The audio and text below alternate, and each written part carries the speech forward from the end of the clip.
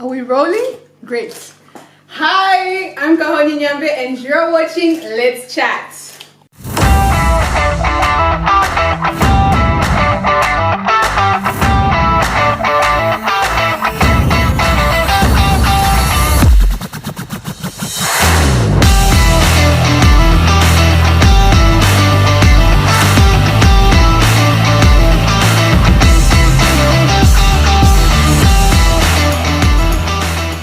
I was going through my social media the other day and I just saw, these posts have been trending because of Valentine's Day coming up. The men's conference.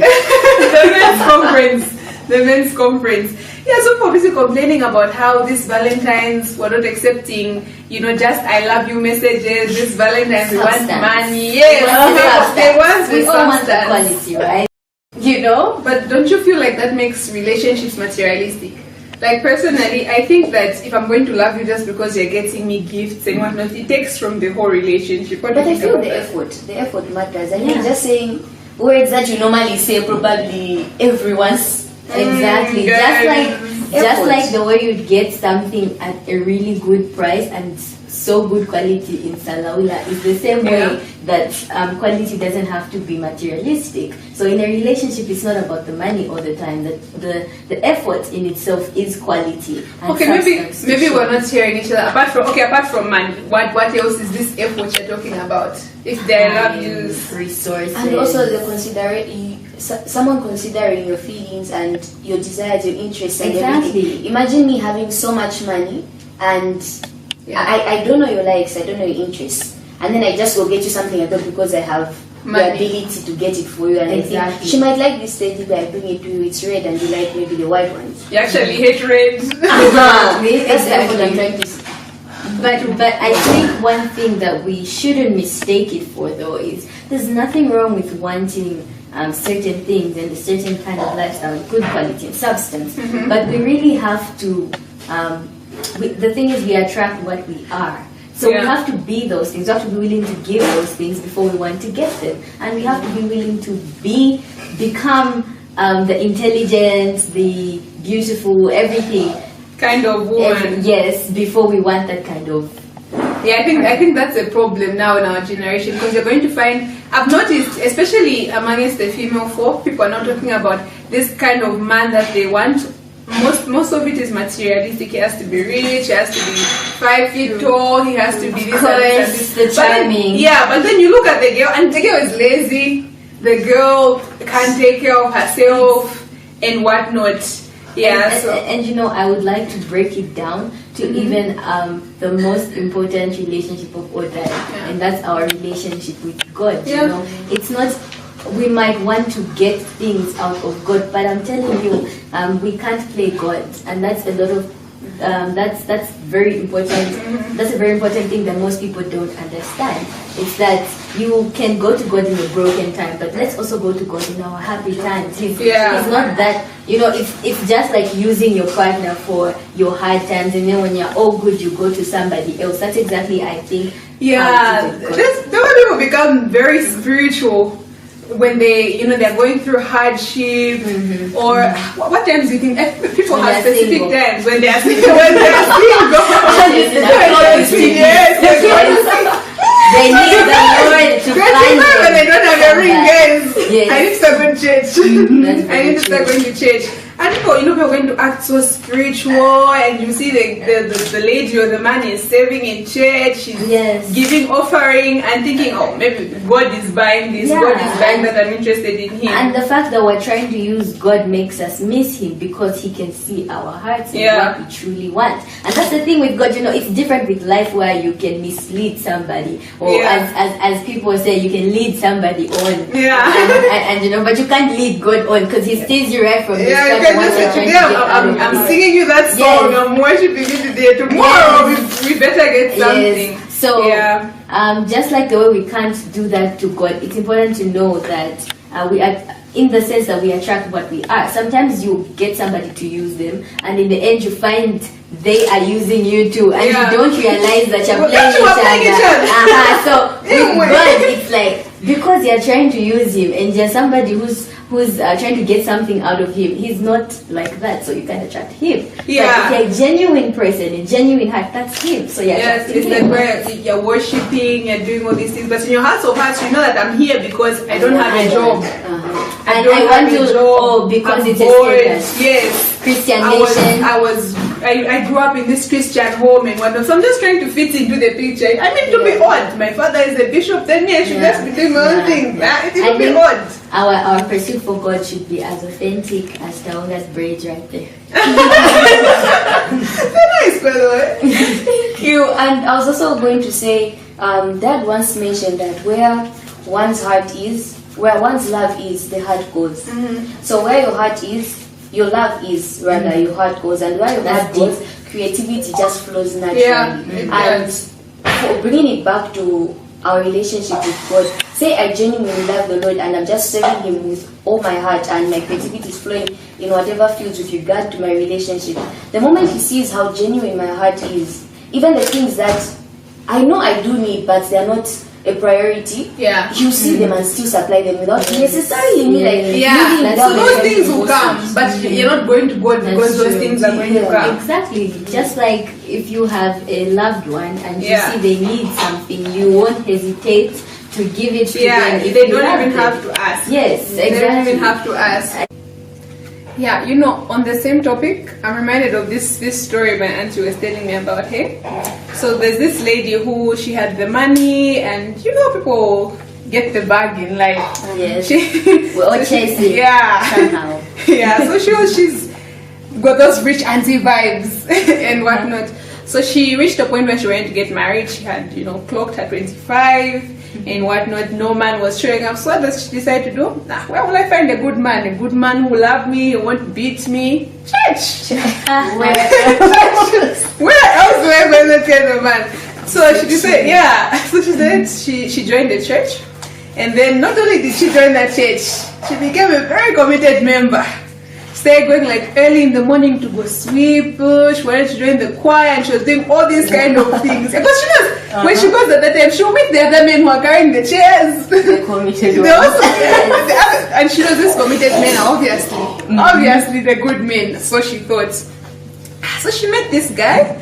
They started dating and whatnot, not knowing that this guy was actually engaged at his previous church. But then that marriage didn't work, so he moved. And he was also just looking for a wife. He was in the same position she was in. He wasn't committed. He didn't love God and whatnot.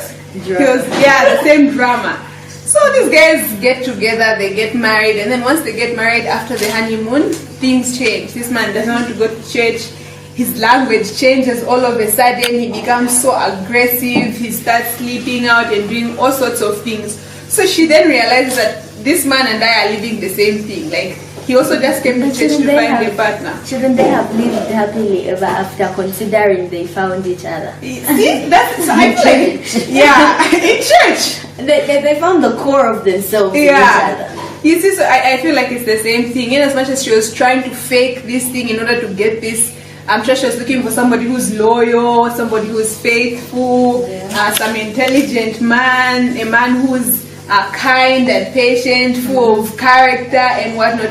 But she didn't have those things in herself, so she just attracted a man who was exactly like her, if not worse than her. Exactly, so we do attract people. Life is designed this way. There's no cheating life. No, there's no cheating life, and I feel like many, even though that's one story, I feel like that's what's been happening in many lives. It may not be somebody going to church or whatnot, but I feel like a lot of people pretend in order to get into these things. And the fact that people also reach a point where they get too desperate for relationships and whatnot. Is that I also I was reading a book, and in that book there was a story about this lady who was living a lavish lifestyle. She had everything she needed, independent, 20, 25, 24, but it didn't come through hard work and labor. Quite right, she went through school and everything, but she had to have a sugar daddy to give her all those things that life, and she was living the lifestyle. Yes, he sponsored the life she so wanted.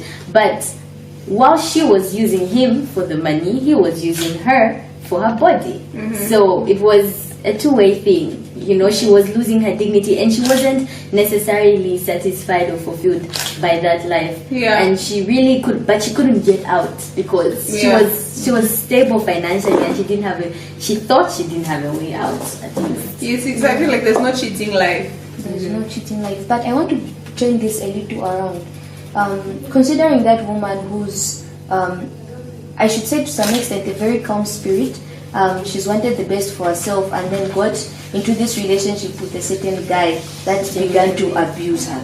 She was genuine, and then she begins to be abused. I've heard so many stories, considering that I know someone who works at VSU, Victim Support Unit in Zambia, and these cases are like rampant in Zambia. So now, is that really what she deserved? Do you think it's what she deserved? No, but she did not train herself to she wasn't ready to make the right decision. You know, I feel such decisions need to be made at a point where you are stable, should I say. But then, you know, with these dynamics, it requires you to be more than just good. I feel like people now think that being good in life is going to qualify you for everything because you're kind, you deserve to have a car, but that's not how life is designed to be. You know, life is spiritual, so things should be lived in the spirit. Away from her being good, away from her being prayerful, perhaps she just hasn't reached certain ranks in the spirit. She may have not, you know, developed, her spirit may have not, you know, developed the ability to repel a spirit like his. The maturity. Yeah, in as much as she's prayerful, remember, even in the spirit, there are ranks. She may be a prayerful lady at level 10 when there are 100 other levels to conquer. And maybe to repel such a man, she had to be at level 20, which she wasn't at. And many things like that happen. People feel like, no, because I prayed enough, I should have been able to get this amount of money. I should have been able to get this job. I'm a good person. I should have been able, I'm a good person. I'm hardworking. My mindset is developed. I should have married a good man. But it's not like that. Remember, in the Bible, when it talks about marriage, in the lines of marriage, it talks about he who finds a wife. I thought she became a wife on the day of marriage. But apparently that's not the case. Apparently wives are there before they even get married. Meaning you're supposed to become this certain person in the spirit. You don't become a wife on the wedding day. Your spirit is supposed to morph. It's supposed to evolve into a wife. Before you begin to minister on marriage, okay, so I just want to bring out the fact that while you were talking, it just dawned on me that this comes back to the thing of putting God at the center of life. You know? What we don't realize is how God is involved and intertwined in every aspect of life. People put him in a box, like church, God here, school, education, and I don't think it's just their fault. I think it's society. Even when you see cultural breakdown, you see that there's religion, there's principles, there's whatnot. But the reality of things is that God is at the center of everything. The reason there's education is because of God. The reason there's every all other these aspect. dynamics of life. Yes, so I feel we shouldn't even be, before you're chasing the ring, first of all, you have to be at your right standing with God, the one who invented the ring, or should I say, the one who's responsible for all of that. Even going to him should be beyond getting those materials. Yes. So that will come to you at a time where you have qualified and you have said the time is now. So perhaps with her, she may have been good, she may have been prayerful. Maybe her spirit wasn't qualified. Her spirit didn't have the capacity to attract what she wanted. So it's about who we are in the spirit. Yes. Exactly. The physical has its parts to play, but life is more, you know, there's more to life than that. There's life beyond the naked eye. There's life beyond your character development. Those things are important. Yes, and everything sources from a spiritual point and not just with angels and demons. And that's the problem. People misunderstand spirituality, but that's a topic for another day. So the spiritual aspect is at the center of a lot of things or everything. Everything. You know, this aspect of you becoming things in order to get other things is in everything, even with finances. In as much as you're going to want to have a certain type of business, want to have a certain type of house. I've seen people, you know these people who win lotteries? The person won 10,000. How come 5 years down the line this person is still broke? This person doesn't have money. What happened? And then there's this other person who was getting 500 a month.